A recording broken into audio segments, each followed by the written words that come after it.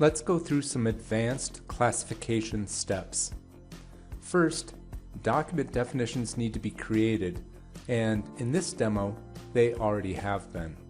So we can click on Project, Document Definition, and we see 4 listed right there. Document sections within these document definitions provide names for the automatically created classes. So in this particular project, having 4 document definitions, no matter how many you have, it's still a necessity that the document sections be named uniquely. So that will allow classes to be properly distinguished. Within classification training batches, we will create a new batch and select an image profile. We can do that by right-clicking and changing the classification profile. We'll select image and text fast. Similarly, we can right-click here and select our precision priority ratio. So we will now select high precision.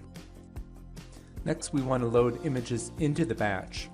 So I'll go ahead and open up the batch, and I see an interface, an icon here, load images from folder, which is what I want to do because I've arranged my documents. I placed them in subfolders of a parent folder, and the subfolders have the actual class names. And so in a subfolder, say with the class name Winwheel, are all the Winwheel documents. So I'll go ahead and click here and navigate out to where I want to capture data from. So I'll just paste the folder here.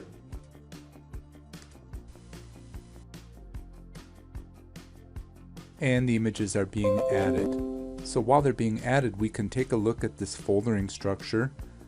It's important that each folder contains just the images that they should. So in the price folder, we should have nothing but price images or price list images.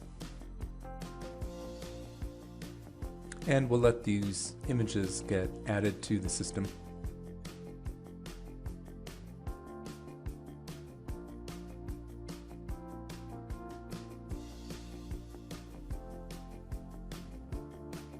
And we've unchecked Recognize Added Images Automatically, which actually speeds up our process here.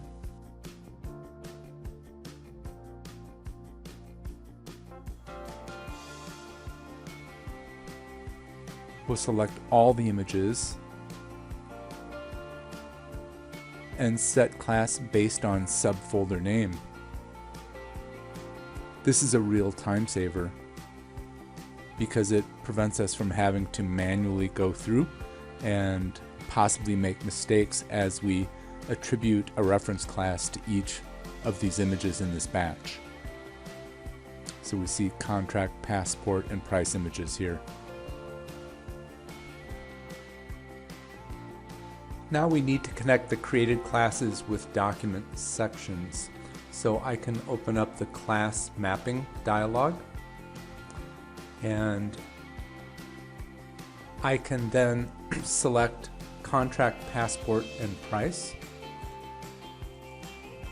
and click Auto Connect.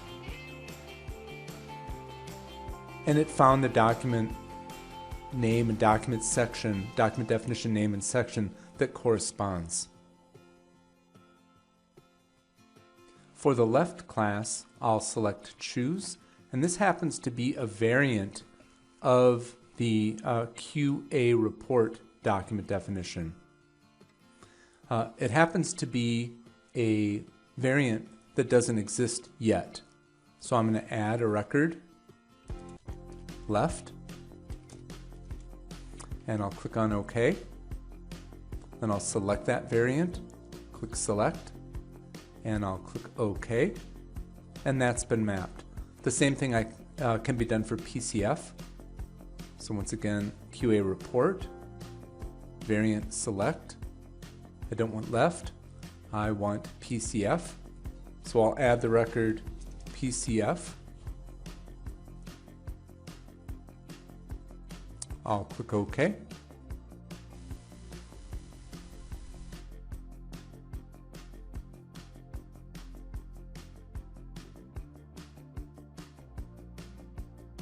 And now for Winwheel, we'll follow the same procedure.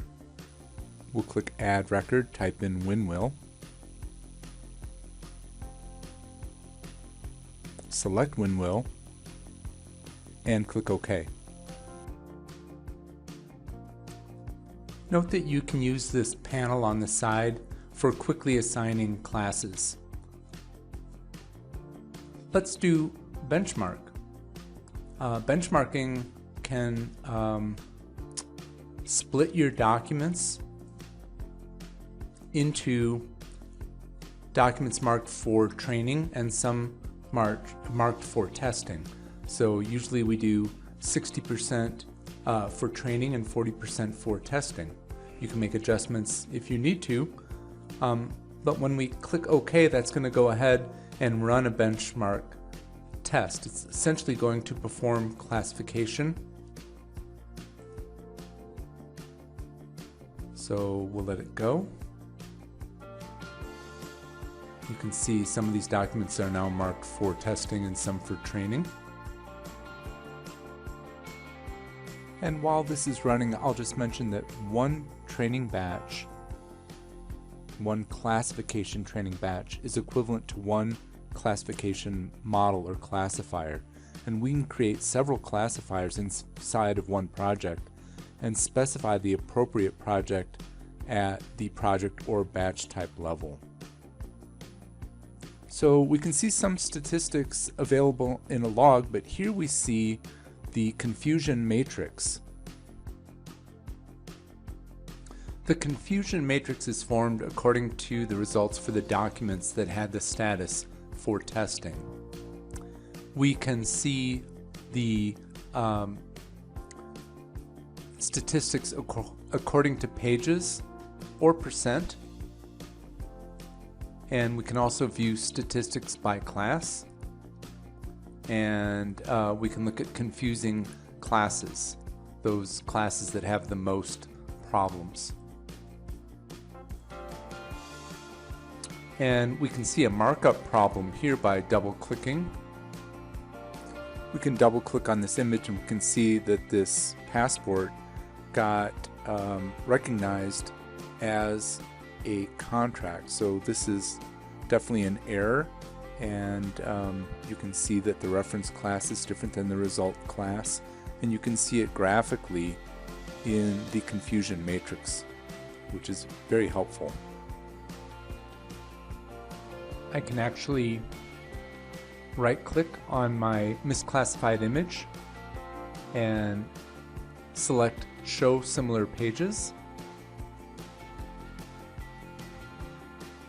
And while it's searching for similar pages, what we have here is really a markup error, and maybe it's easy to correct this kind of an error if you've just got 5 to 10 classes, but if you've got more than that, this is new functionality that will help you make corrections to markup errors here. So I can select passport and also show similar pages for reference classes, which will show images with the same reference class.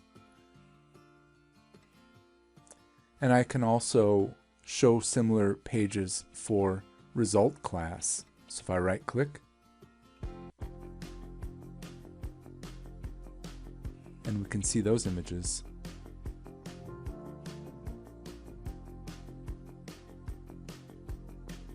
So we can correct the classification, the reference class error right here by selecting the proper reference class, and then we'll retrain our classifier batch.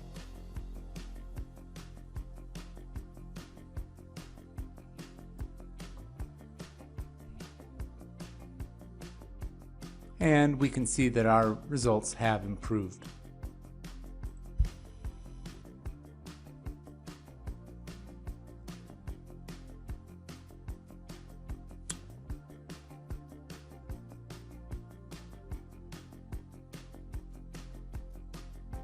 Now we'll load our classifier. And once we load our classifier, we can go out and create a new working batch, load up images. Let me get to the correct folder here.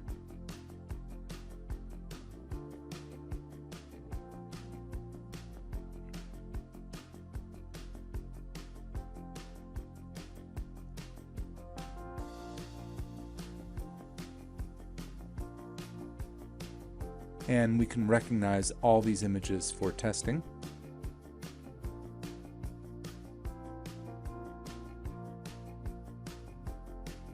And now we can look through these images and look at what our results are and do further tuning.